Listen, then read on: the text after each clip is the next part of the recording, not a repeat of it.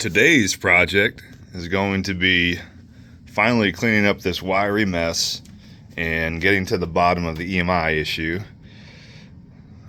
produced by these servo drives and the audio drivers and the computer and the sub and the DD wheelbase and the pedal board and the way I have the wiring run through the shakers up to the grounding on the back of the rig. All of those interplay into reasons why this is an absolute disaster and the VR headset is not providing an adequately based signal.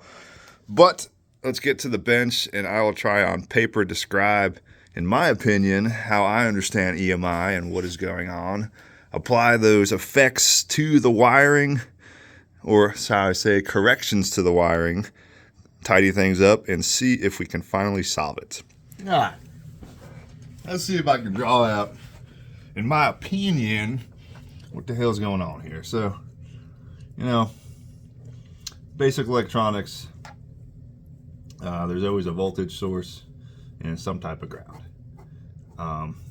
The goal of current is to always flow from a positive potential to a ground potential or a less potential.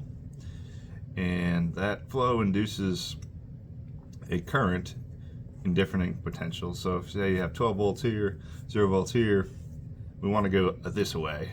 So if you have 12 volts and 0 volts, and say we have a generic resistor here, this will produce a controlled current because of the resistance. Say it's 1,000 ohm, whatever. And the current will dissipate through heat before it gets to ground. While this current is flowing, this wire, single wire straight, will create a magnetic field based upon the right-hand rule. So if current is flowing this way, the magnetic field produced while it's flowing, it's not instantaneous, it must be flowing to induce or create this magnetic field, will be turning this way. That's generic wire mechanics, and take that into a data signal, or better yet, let's look at an audio signal. A basic audio signal could be, if we draw out a graph here, you've got voltage over time, and say we're going to do a 400 hertz tone. That would mean that this signal, based on a sine wave, is going to oscillate 400 times above and below 0 voltage up to whatever the driver current is of the amplifier you're using.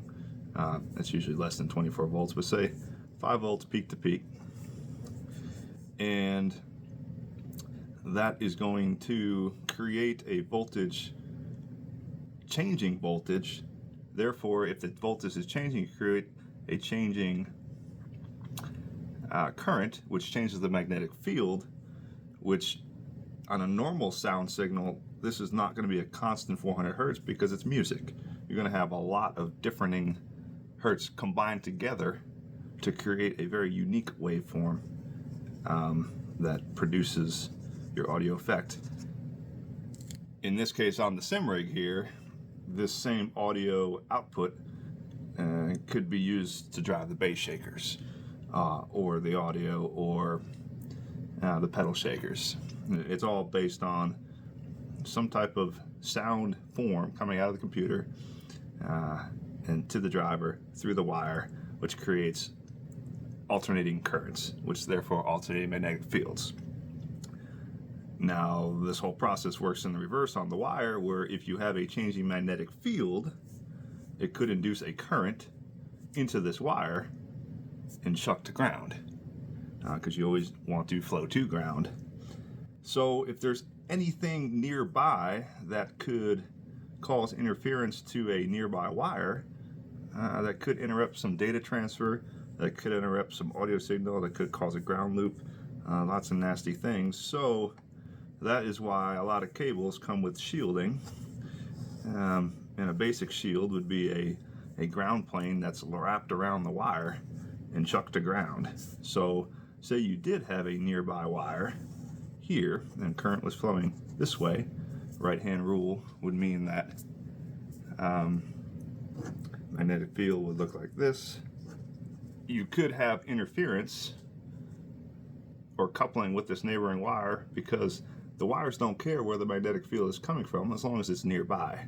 And in this specific situation, you can see, because of the right-hand rule and the way current's flowing in this direction on this wire, and current's flowing in this direction on this wire, the two combine to create a magnetic field in the center straight down, because this is curling this way and this is curling this way.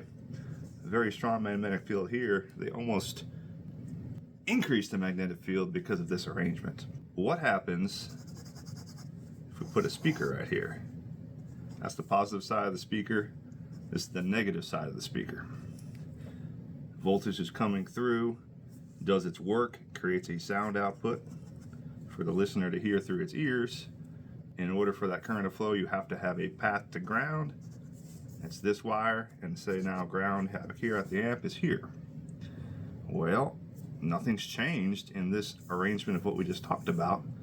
So these magnetic fields are not canceling, they're additive. Therefore, these have the ability to chuck their magnetic field to any neighboring wires because it's not shielded, and you're also increasing because of its proximity.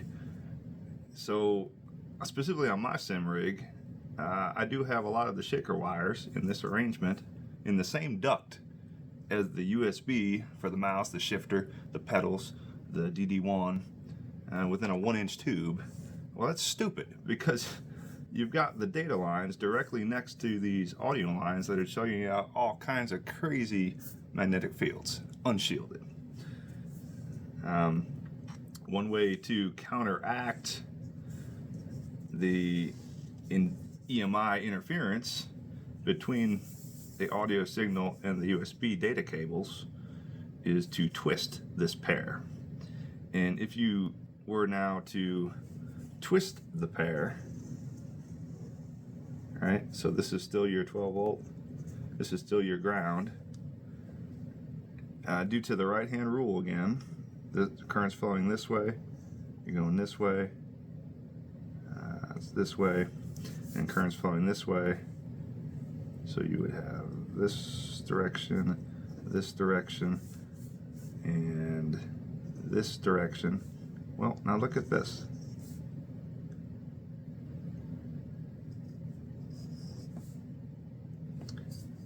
They're equal and opposite at specific points, and it's constantly varying. So now, all of a sudden, you've taken a system that is making the magnetic field worse that's induced from the current traveling to canceling. So what I'm going to do for all the audio signals in the system and on the rig is anything coming from an amp will absolutely be a twisted wire pair. That way there's no potential for those signals to interfere. I shouldn't say none, there's minimal, it's decreased, to interfere with any data lines that are nearby. 2, we're going to move all the data lines into their own ducts, separate from this. Hopefully that will help the situation. And yeah, that's what I think is going on with the audio.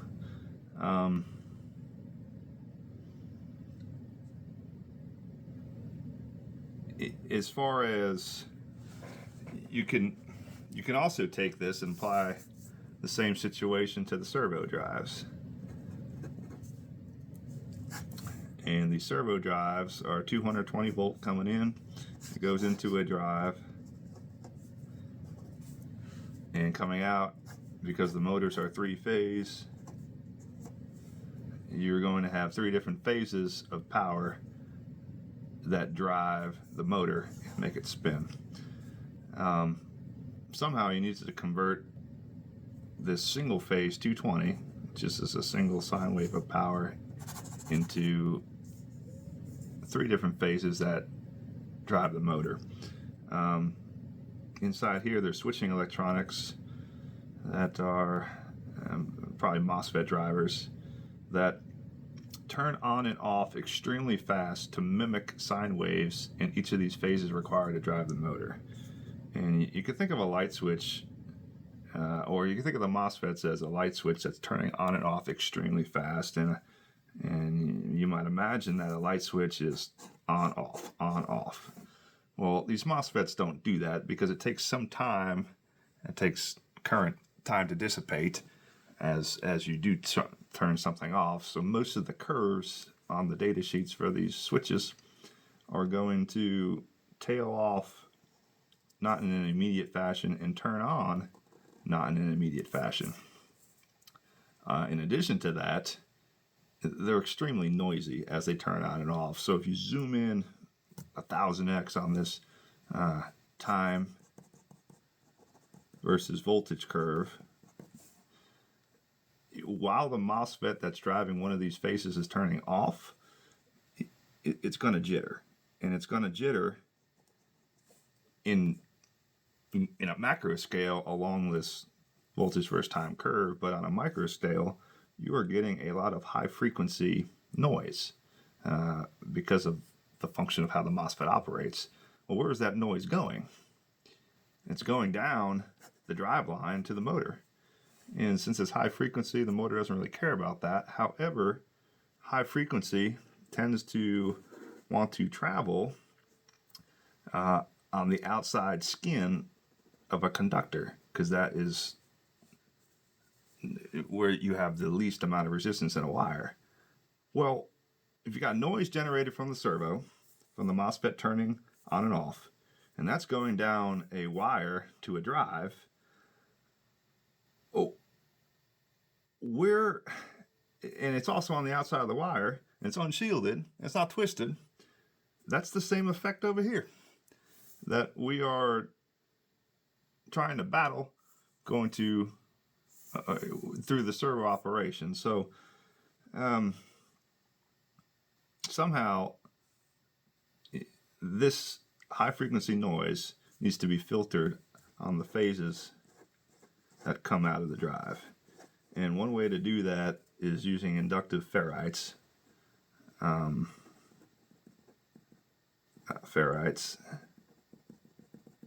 Which the magnetic field that's produced from this noise due to the current flowing through the UV and W could be dissipated based on the inductance created by these ferrites, which should help clean up any interference that might occur between these drive wires and the USB and the audio. So those are the three things that are going to happen. I'm going to twist wires for all the audio. We're going to add ferrites to the servo drive. I might put an input line filter because the noise coming out of the servo, because it's in the wires, well, it definitely can go the other way also. So having a filter on the input side of the servo drive and the ferrites on the output side, which is where the main action occurs, to limit it. That'd be the plan. So that was my ramble. Maybe it helps somebody. We'll go through step by step in the next coming videos showing how I accomplished this, but good fucking luck.